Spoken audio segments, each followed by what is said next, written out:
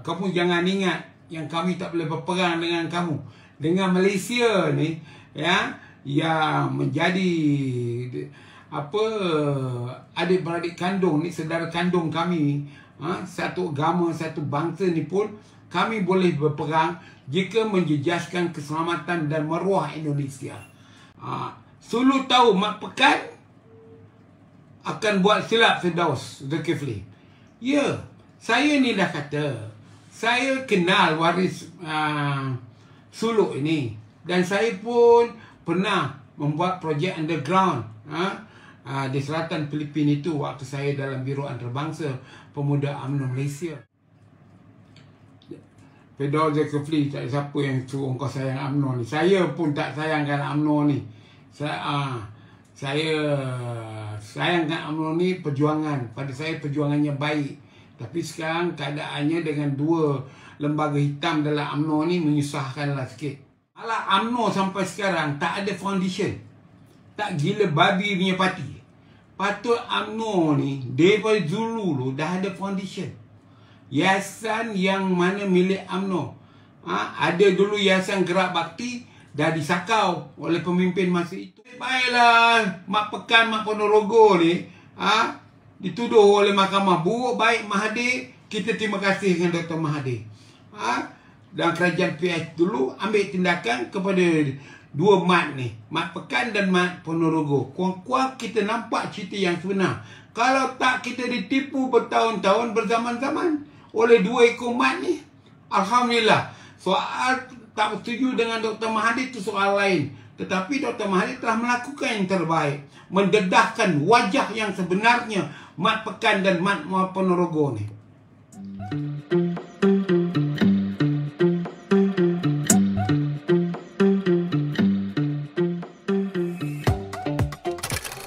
Sekarang ada media sosial Indonesia provok perang dengan Malaysia. Komen sikit. Saya punya komen, Indonesia ni, dia sekarang ni, kita kena tengok dia dah lebih 230 juta. Maknanya rakyat Malaysia sekarang nak berdepan dengan 200 juta rakyat Indonesia. Provokasi yang dilakukan oleh Indonesia itu bukan provokasi dalam bentuk Malaysia sahaja, tetapi kepada semua negara yang cuba menceroboh negaranya termasuk perairannya. Jadi kita tak tahu misteri dia. Jadi apa yang dibuat oleh Indonesia itu tidak menyentuh perasaan. Termasuk saya sendiri, saya tengok seronok-seronok gambar video klip tu, askar dia bertempur ucapan Jokowi itu. Kerana kepada pemikiran saya bahawa Jokowi punya kenyataan itu, Indonesia itu lebih bercorak am, maknanya menyeluruh. Maknanya dia bukan saja dari segi ini, Jokowi mungkin menghantar pesan kepada negara lain, mungkin kepada China, bahawa kamu jangan ingat yang kami tak boleh berperang dengan kamu. Dengan Malaysia ni, ya, yang menjadi adik-beradik kandung ni, saudara kandung kami, satu agama, satu bangsa ni pun, kami boleh berperang jika menjejaskan keselamatan dan maruah Indonesia. Dari itu, apa yang dibuat ialah untuk meningkatkan semangat, untuk menaikkan semangat. Jauh beza dengan kita punya pemimpin-pemimpin yang selalu menyebut tentera-tentera kita bersiap sedia menghadapi sebarang kemungkinan, bertempurlah dengan keberanian, dengan jiwa yang satu. Kita di Malaysia masih lagi sibuk untuk tuntut wang pencen lah, tuntut kebajikan itu, kebajikan ini bekas tentera. Indonesia dia dah advance ke depan. Dia membina satu trup atau pasukan tempur yang kepentingan negara itu penting. Dia tak ada fikir aku esok dah bersara dapat pencen ke tidak, aku duduk bawah jambatan ke tidak. Mereka hendak terus mempertahankan ibu pertiwi mereka di bawah lambang sang saka merah putih. Kita di Malaysia sibuk, sibuk itu sibuk yang tak react. Dan kita sebuah negara yang kita lihat ketahanan nasional kita, sikap patriot kita agak menurun. Kerana kita hendakkan gaji, bukan kita hendak berkorban. Jadi kalau hendakkan gaji, memang kita tak akan mencapai matlamat. Tapi kalau kita hendakkan patriotik, samalah seperti almarhum bapa kita, abang kita, datuk kita yang berjuang dulu. Kita ambil selepas merdeka, iaitu mereka menjadi polis, menjadi tentera, menyerang komunis, pergi berperangnya, dan pernah berdepan dengan konfrontasi Indonesia. Gaji berapa sangat? Sebagai askar, sebagai polis masa itu RM200 dia. Kemungkinan mati dah ada. Tetapi mereka ada sikap patriotik, tidak mahu negara ini dijajah, dan mereka mahu negara ini hidup aman damai. Tapi sekarang, bagaimana kita nak kata bahawa mereka ini ada patriotik? Kalau mereka terus dengan corruption, kalau dalam Kementerian Pertahanan sibuk para jeneral membahagi-bahagikan tanda itu dan sebagainya dengan kroni, bila masa? Itu sebab di Indonesia zaman Soeharto, ada kebangkitan rakyat terhadap Kementerian Pertahanan dia, di mana mereka menentang Soeharto kerana dilihat pembeli-pembeli senjata ataupun mereka yang menang tender membekal senjata kepada ABRI, Angkatan Bersenjata Republik Indonesia, sekarang dipanggil TNI, Tentera Nasional Indonesia, ia boleh dikira sebagai besi buruk. Kapal besi buruk, senapang, kereta kebal besi buruk. Kita pun ada juga masalah. Kapal yang tak siap lagi, kereta kebal yang perlu meriamnya berbeza dengan kereta kebal. Tapi kita tidak pernah nak membangkitkan isu itu demi keselamatan dan pertahanan negara kita. Jadi inilah yang saya rasa, saudara Zaid Azam, kita tidak boleh melihat bahawa provok yang dilakukan oleh kerajaan Indonesia itu sebagai direct kepada Malaysia. Ini mungkin marah anak sindir menantu ni, ya. Jadi kita kena relax, cool, jangan gopoh-gapah menyerang balik Indonesia. Kalau Indonesia ni zaman konfrontasi, kita bolehlah berkepak sikit kerana kita ada sistem pertahanan 5 negara. Kita ada British, kita ada Australia, kita ada New Zealand, kita ada Singapura, kita ada negara Commonwealth yang boleh bantu kita menentang konfrontasi dan isu itu isu antarabangsa. Tapi sekarang kalau kita nak bertempur dengan Indonesia dalam keadaan apa sekalipun, kita tak nampak ada menangnya, kecuali kita beli bom atom, kita bom atom kat Jakarta tu, itu lainlah. Tapi itu pun tidak boleh sekarang digunakan. Jadi apa yang patut dibuat, kita ingat bahawa segalanya diplomasi, segalanya hubungan bilateral antara dua negara. Kita kena bertolak ansur, yang salah tetap salah, yang tak perlu dibagi tahu dunia, kita selesaikan secara adik-beradik, ya. Muhammad Rosli, dahulu jeneral adalah pakar perang, sekarang adalah pakar jaga tender. Betul, itu saya setuju. Fedor Zulkifli, tak ada siapa yang suruh kau sayang UMNO ni. Saya pun tak sayangkan UMNO ni. Saya sayangkan UMNO ni perjuangan. Pada saya perjuangannya baik. Tapi sekarang keadaannya dengan dua lembaga hitam dalam UMNO ni menyusahkanlah sikit. Kemudian UMNO kena berubah dalam bentuk berbagai-bagai. Antara yang perlu berubah ialah pemimpin. Saya dah berkata berapa kali, jangan pemimpin dia asyik bercakap ahli UMNO sedialah berkorban untuk berjuang, berkorbanlah wang ringgit. Tapi pemimpin ada. Malah UMNO sampai sekarang tak ada foundation. Tak gila babi punya parti. Patut UMNO ni daripada dulu dah ada foundation. Yayasan yang mana milik UMNO, ada dulu Yayasan Gerak Bakti, dah disakau oleh pemimpin masa itu. UMNO tu sendiri, Yayasan UMNO yang collect duit ni daripada toke, yang ini, mana dia dikumpulkan wang itu? Untuk diri sendiri atau untuk parti politik? Jadi patutnya sekarang kita tengok, di wilayah Ketuan ni saya pun tengok banyak bahagian-bahagian tubuhkan yayasan itu, yayasan ini. Adakah dia bantu ahli-ahli UMNO ni? Anak dia nak belajar universiti, tak ada cukup duit, di London ke dan sebagainya, nak bayar tuition di universiti.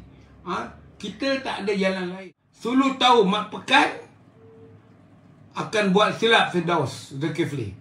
Ya, saya ni dah kata, saya kenal waris suluk ini, dan saya pun pernah membuat projek underground di selatan Filipina itu waktu saya dalam Biro Antarabangsa Pemuda UMNO Malaysia. Malah saya kenal waris Sultan Suluk ni pada tahun 77. Itu sebab saya tahu sejarah kehadiran parti pendatang tanpa izin Indonesia, pendatang tanpa izin daripada Filipina ini. Kerana tahun 76, 77 dan sebelumnya di zaman Tun Datuk Muzaffar, waktu ada tekanan kerajaan Manila terhadap penduduk-penduduk Islam di selatan Mindanao, termasuk di daerah Zemboga, kawasan-kawasan Sultan Suluk ini, Tun Muzaffar yang kebetulan keturunan Sultan Suluk dengan persetujuan Tun Razak sendiri masa itu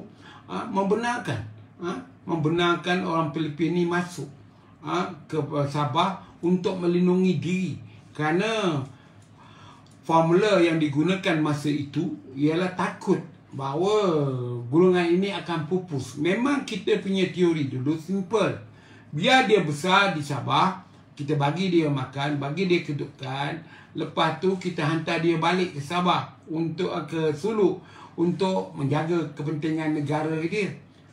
Malah kita memberikan mereka kemasukan ke universiti seperti yang kita lakukan kepada penduduk Islam di Kepondia yang tertindas oleh zaman kerajaan komunis dulu. Jadi apa yang saya nak katakan, dia punya kesilapan bukan besar sangat, 5,000 lebih satu rumah yang kerajaan bagi. Sebenarnya wakil atau councillors Sultan Suluk di Sabah itu lebih kepada badan perhubungan antara kerajaan Sabah dengan kerajaan Kesultanan Suluk ini, untuk berjumpa, untuk bincangkan masalah rakyat dan sebagainya, untuk mengesahkan betul ke orang Suluk. Itu gunanya dulu di zaman tahun 70-an. Jadi apa yang saya nak katakan ialah apabila Kesultanan Suluk ini dia membuat tuntutan di Mahkamah Antarabangsa, kemudian menyita harta Petronas, kerana kita selalu tak ambil kisah pun, tak ambil indah apa pun terhadap kepentingan negara kita, seperti yang berlaku di Batu Putih di selatan Johor itu dan sebagainya. Memang soal negara ni kerajaan kadang-kadang tak ambil kisah, mengharapkan orang yang menjaga portfolio itu menjaga kepentingannya. Patutnya orang politik juga patut melibatkan diri untuk melihat sesuatu isu yang besar dan sebagainya. Tapi inilah dia. Jadi akhirnya sekarang ini Mat Pekan punya hal, yang mana Mat Pekan masa itu Perdana Menteri, apabila Tondo itu diserang oleh tentera Suluk yang dah mendarat. Maknanya pada tahun 2013 itu membuktikan kelemahan kita, dan kelemahan kita itu sampai sekarang pun ada lagi, iaitu penyelundupan. Adakah itu kerana rasuah, kerana kita lalai, cuai, ataupun apa yang kita panggil kecuaian manusia, penyelundupan minyak berpaket-paket di Laut Sulu tu. Jadi apa benda dia kita nak cakap? Jadi masalahnya sekarang ini kita tak tegas terhadap isu-isu yang menyentuh kepada benda-benda yang salah ini. Jas Jamal apa ni sebut dia, ego, rasa UMNO mengatasi segalanya. Itu sebab tak mau buat pemilihan walaupun dah expire. Mereka buat undang-undang macam kertas tandas. Ini yang diharapkan kepada pemimpin begini.